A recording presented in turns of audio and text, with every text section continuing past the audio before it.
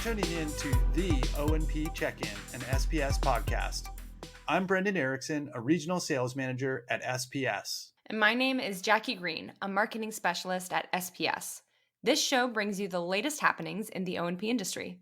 We're unpacking trends and news from this tight-knit orthotics and prosthetics community. Thank you for joining us. Let's get started.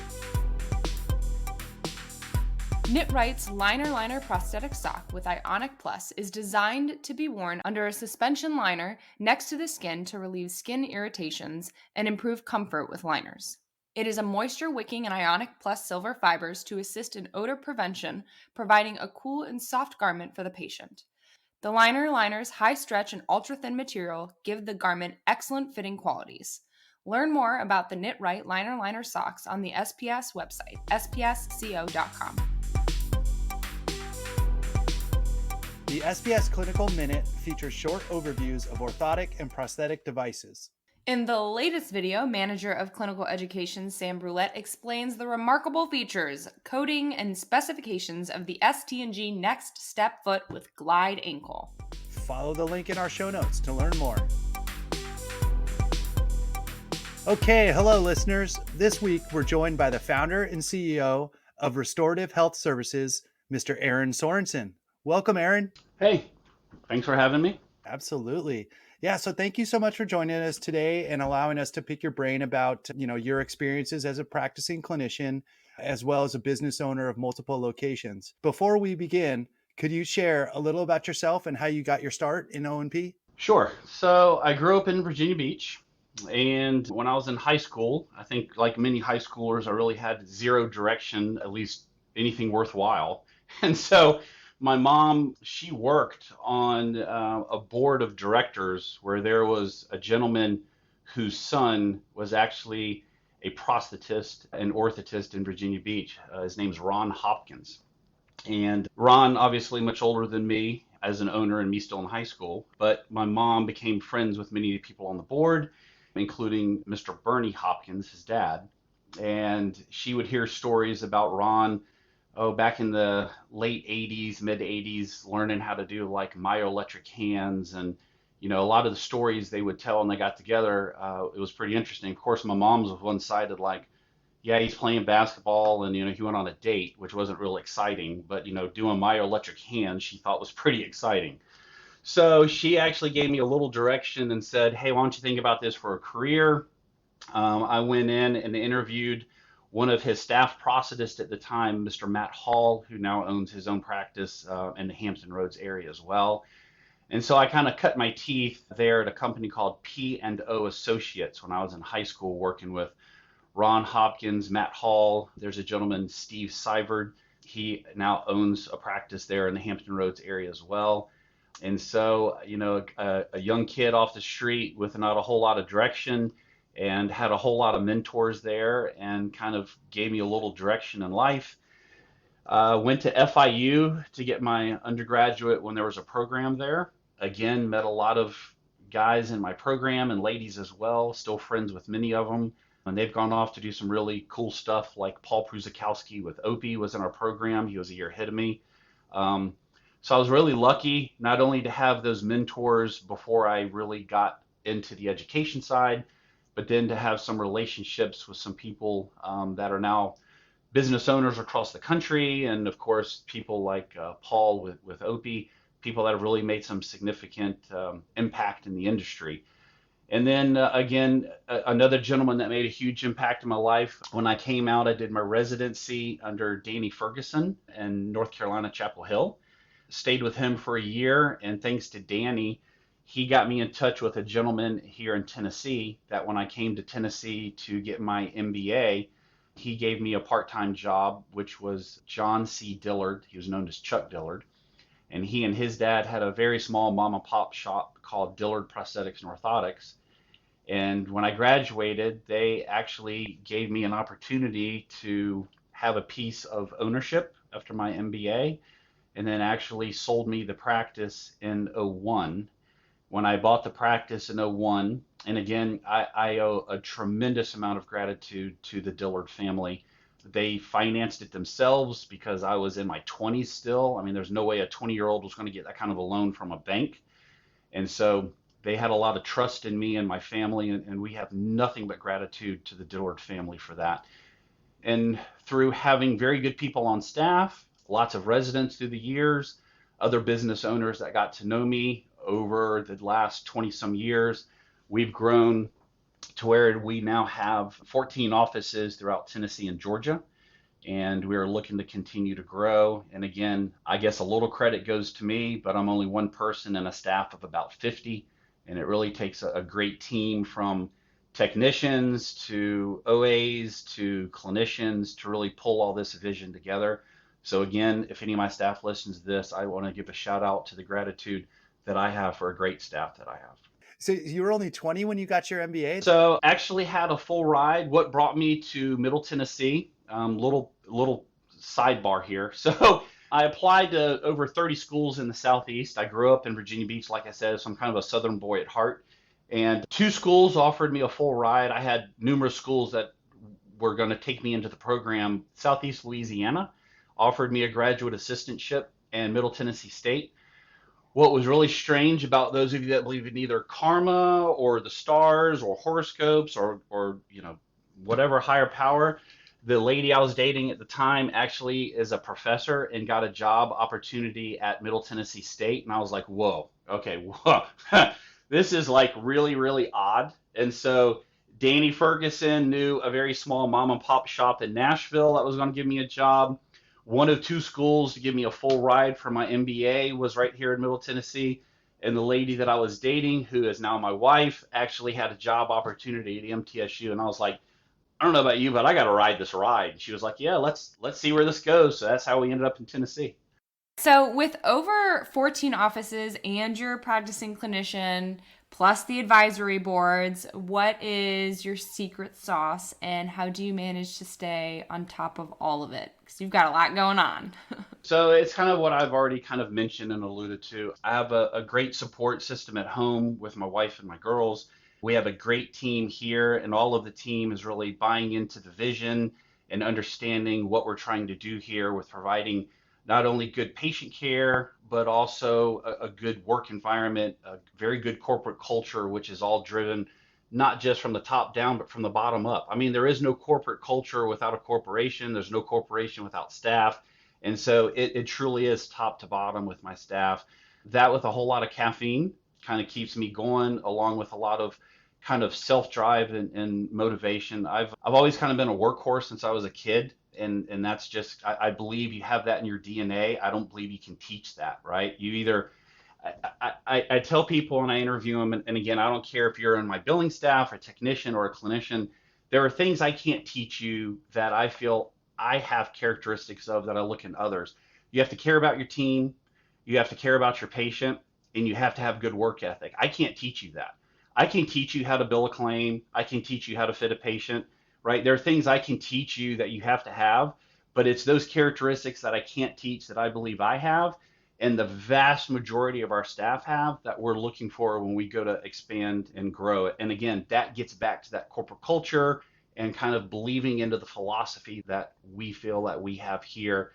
I like to say it's top down, but it's not. I mean, let's be honest. It's top down, bottom up, middle down, whatever you want to look at it. It's truly top to bottom. Wow, that's awesome. And to do it over 14 offices, that's a pretty large scale and scope. How did you grow to that size? I mean, you said you started with and correct me if I'm wrong, it was the Dillard O&P, and that was, now if I do my math right, probably 25 years ago. Yeah, so it was '01 when officially the ink was drying, and it was April 15th, kind of ironic. It was tax day on '01. So we've celebrated just over 22 years. Most of that was grassroots. There are no partners here as far as ownership goes. All of that is 100% me. And so it's been through other business owners that I've met through the years that are looking to retire, and they kind of believe in what we're doing here, which is truly putting patients first. I try to let our patient care model to some degree drive the business model. Now, don't get me wrong. I have to run a business. The staff understands we have to pay bills. Everyone wants a paycheck. Everybody wants a raise. I mean, there are finances, but we try to find that balance by not letting the financial side drive the business model to the patient care side, right?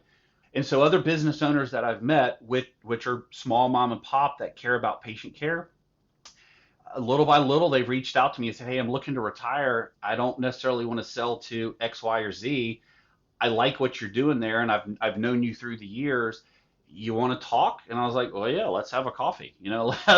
Let's figure this out. So for the first probably 15 years, it was all grassroots, identifying markets that we could grow, opening brick and mortar, doing some just old-fashioned marketing, knocking on the doors. But in the last probably 4 to 5 years, we've grown through very small acquisitions that are strategic geographically. And again, a shout out to John Gilbreth at Southeastern, Marty over at Choice, Bruce O'Brien at O'Brien Orthopedics. All of these owners kind of saw what we were doing, wanted their legacy to continue with good patient care.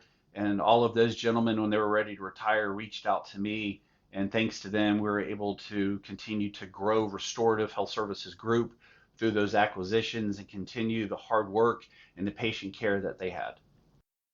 Yeah, I mean, you mentioned a couple different components there, and I think it all starts with putting together a good plan, but then you being open and networking and actually talking with your coworkers in the field. And I mean, I know it may sound cheesy. We always say it's a tight-knit orthotic and prosthetic community, but it really is. If you have a positive attitude and you're willing to help those around you, we see it all the time. People form these great relationships, and it turns out well. It does. Yeah, it does. And to that point, we've pulled together this in 2024, I've pulled together kind of what we're calling a leadership forum.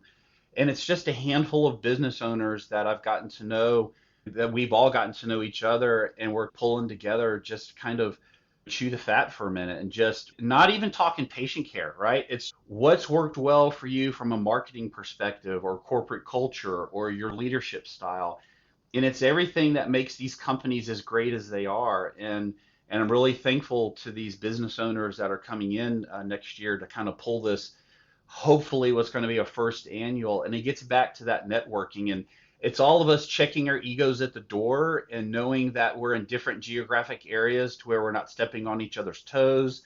And we're just going to talk about, hey, what worked well for us for recruiting staff and retention, and again, corporate culture and team building and, HR, and just fill in the blank for all of the things it takes to run a successful O&P practice outside of patient care, right? I mean, you go to these meetings, you go to the academy, you go to AOPA, you go to all this, and so much of it is patient care, which it should be. Don't get me wrong, right? I mean, what pays the bills is patient care, but what keeps us going is also how well we can run our practices and how well we can retain staff and keep staff happy.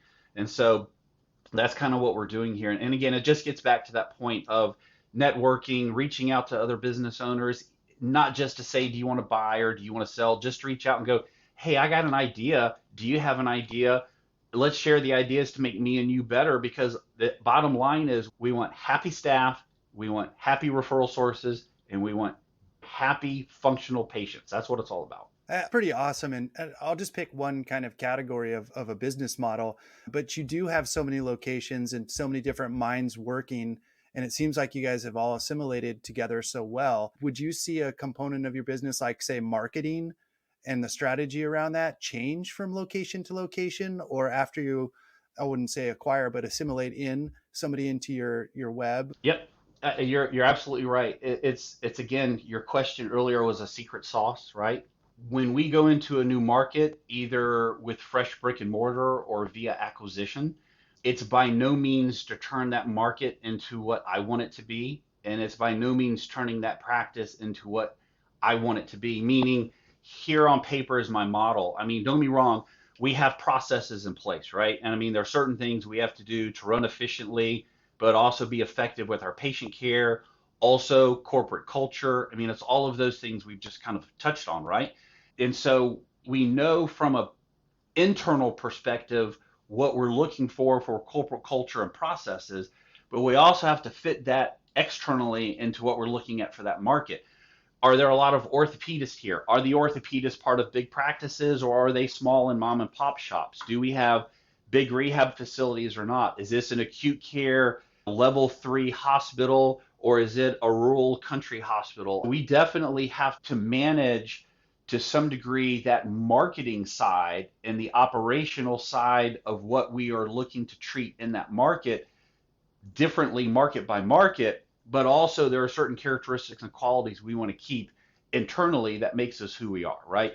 Making sure you put the patient first, also making sure you're not wasting dollars if you can save a dollar. And there's a difference in saving a dollar by not giving the patient the foot they need and what's on a formulary versus just, hey, let's take a few extra minutes with this patient and make sure we get the fit right so they don't have to come back and spend another hour of our time for a follow-up because we spent an extra 10 minutes on the front end. So it's not just a waste of dollars, what's going out in the form of a check or money order or credit card, but time is money. And if we can get more patients in because we have fewer follow-ups, because we're doing a spectacular job on the front end, nailing it the first time, I'd rather that happen. I tell my staff at the quarterly meetings, I'm sure they get tired of hearing it, but there's 2 or 3 mottos I say every quarterly meeting. And one of those is, if you see one less patient a day and every patient you see feels like they get the quality of care they needed, I would rather you do that. I would rather have to hire more staff to see the same number of patients than to have more patients shoved through your schedule and you're cutting corners. That's not what we're here to do. I don't want that to happen to me when I go see my cardiologist or my therapist, so I'm not going to do it when our patients come to see us for prosthetic and orthotic care. So taking all of that, being so intentional with time and money and strategy and everything, when you're looking forward towards the next year, what do you see as some of the biggest challenges that will impact the industry and impact you guys specifically? And how do you take that into account with planning? Short term, it's the same answer. It's a broken record, which gets back to the reimbursement and the oversight by the insurance companies. You can talk to any business owner or even anyone in the billing side of any O&P company, and you just mentioned insurance, and you can watch their facial expressions because they know what hurdles they have to jump. Some of those hurdles are much higher with certain payers. Some of those hurdles are much lower. We can take care of our patients much easier with some payers and a little more difficult with others. So year by year, I can tell you that's probably going to be an answer. Long term, I think we're looking at technology and AI and different things that's going to make changes. I think we'll be able to use AI to some degree to help on some of these customer service areas. I think we're going to be AI to some degree to help with some of the payer issues we have, looking for keywords. And to some degree, AI is going to start bleeding over more into the patient care and the clinical side of things. So we have to be able to look at AI and then hardware things. Like we've been doing 3D printing for well over a year, and I know that's getting to be a little more utilized out in the industry. And we are actually expanding our 3D printing capabilities. So I think technology is always going to be changing the way we do things, not only on a patient care side, but also how we run our practices. And especially, you can't go anywhere now and not read how AI is not going to affect some kind of industry in some way. I think most people share both of your sentiments, the short term and the long term. But if we switch gears a little bit, let's talk about your Limb Loss Mobility Tour, which just wrapped up in October, if I'm correct. Can you share a little bit about that event and how it came to be? We've had it for 2 years. It kind of started off, our first event was May of 22. Second event was in October of this year, and the last day was the 21st of October, was the last stop. We partner with different companies within the prosthetic industry, typically more on the patient care side of things, meaning directly involved to the patient where they can see and touch and feel it. I mean, we all know we use certain components, so it's not like having a component distributor or manufacturer here, but what patients can relate to. They can relate to socket designs. They can relate to socket fit. They can relate to how a foot feels. They can relate to how a knee functions. They can relate to their upper extremity, how a myoelectric hand performs or functions, right? I mean, all the things that the patients, if you ask them, tell me prosthetically what affects the quality of your life, they're not going to say, oh, this stats adapter has a huge difference in how I work. They're going to talk about a foot, a knee, a liner, the way a liner feels, the way a suspension sleeve works, different things that they can point to.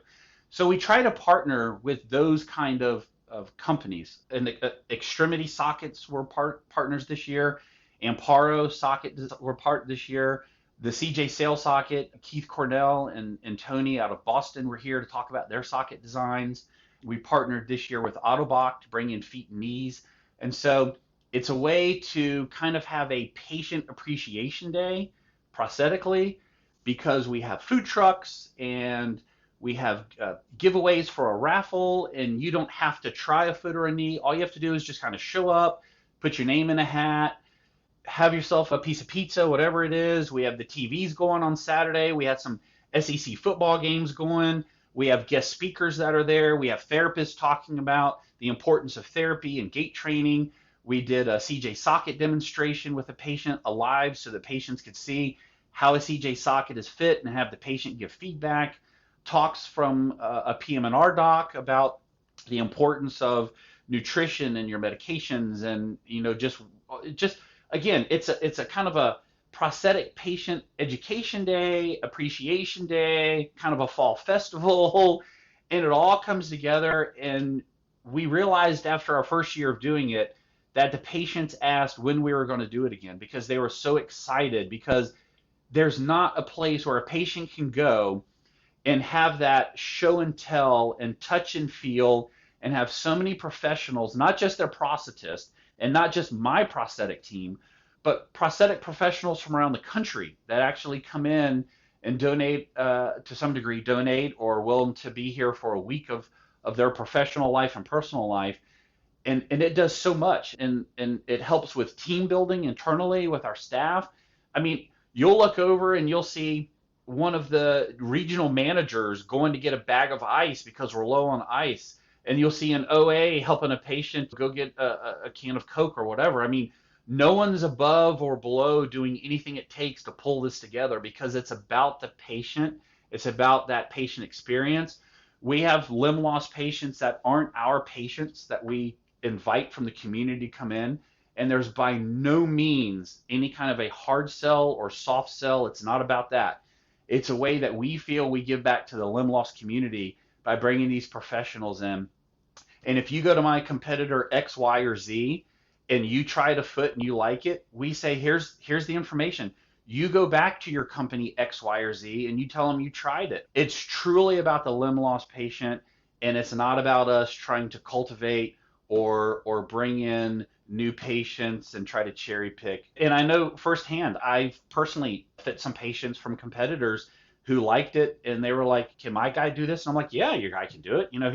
Here's a slick, go talk to the Ottobock rep or this rep or that rep and tell them to go talk to your prosthetist. And again, it is truly a way that we feel that we can give back to the limb loss community by bringing these professionals in, no matter where you get your prosthesis. And it just so happens to be great for our patients as well, because of course we get as many of our patients to come out to experience this. And staff love it, patients love it. We've already got year number 3 scheduled. We're already starting to work on next October, because it's getting bigger and bigger each year that we do it. So it's so cool, and it sounds like such a fun event. And I would say the common theme that I'm getting from speaking with you is investing in yourself, investing in your business, investing in your patients, and just being all in. Can you talk a little bit about the mindset that you've had throughout your career? Because this doesn't seem like an accident that theme comes up in all of those spaces. No, you're exactly right. And my entire growing up of being a prosthetist and business owner, if you remember at the intro, I kind of talked about the different facilities and owners that I worked under, and there are a lot of great people that I worked with. And the one thing that I learned from these people is you can't lose sight that we're in healthcare, right? I mean, I'm not selling an Xbox. I mean, we're selling a product to some degree, but that product has a direct, everyday, 12 to 14 hour quality of life impact on a person. And how many people do we see a day? You are truly impacting, again, the quality of a patient life to some degree, like you are for a stroke patient with an orthosis or a limb loss patient with a prosthesis. Now, Each one is a higher level of care, don't get me wrong,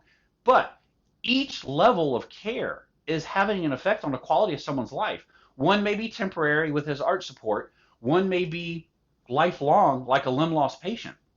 But either way, that patient, when they walk in your door, they are looking to you for help because they are having a problem with pain or function or something, and you are their solution, right? And I try to teach from residencies to 20 or 30-year-old certified clinicians, don't ever lose sight of that. When you clock in here on a Monday morning, that is what you are here to do, right?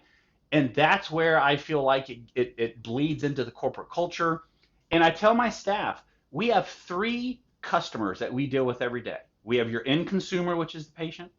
We have the billing person that's paying for it. And we have the referral source. Tell me which person that works for an O&P company doesn't in some form or fashion deal with one of those three customers. So I don't care if you're in billing, if you're front office, if you're a technician, everybody here has a job that affects somebody in our stream of customer service. And that's why I tell my staff at every quarterly meeting, back to the mottos that I preach, we are a customer service company that happens to sell kick-ass prosthetics and orthotics. You cannot lose fact that customer service comes first and the quality of the product is a very, very close second. Because you can deliver the best prosthesis there is, but if your customer service is horrible and your patient, referral source, or billing source don't think you care about them, it doesn't matter how good that product is. I love it. We talk about on our supply chain side of things how we are an integral part as well. And from a sales rep to a customer service rep to the people in the warehouse actually picking and pulling parts, the efficiency and the happiness of a worker goes up just by knowing that they're putting an AFO in a box and sending it to somebody who has gone through a traumatic stroke experience, and you're helping them walk again. And you're doing the same motions of picking that and putting it in a box and sending it. But when you know it's an AFO that is changing somebody's life, it just makes your day that more fulfilling, and you invest your time, you work harder. And like I just love the fact that you guys are so invested in the end goal, and you have the foresight and the constant reminders. You can hear it at the quarterly meeting. So in the beginning of the quarterly meeting, we go over new topics, new news, whatever it is. And then we get into the, okay, here we go. You're going to hear these every meeting, and you hear the staff go, oh. But it's at the point now they can almost tell you, and that slide comes up. It's almost like one of your favorite songs where you just kind of start singing to it. You see the staff, and they just start talking right with me. We have three customers. Let's name them. And my point is, it's sinking in, where now it's almost like muscle memory when we get to that slide. And even when I do site visits just between quarterly meetings, and if you look at our goals and mission statements out in the lobbies where they see it every day when they clock in, that's the important thing here. Again, we have to run a business, but we do not let the bottom line drive our patient care. We let the patient care to some degree drive our bottom line, because we know if those patients come back year after year and month after month, and the doctors send referral after referral, to some degree, it's going to take care of the bottom line. And I truly believe that's how we went 22 years ago from having 2 offices to now having 14 in 2 different states, and we're just continuing to grow. So do you have anything else that you would like to add or comment on or give a shout out to, anything?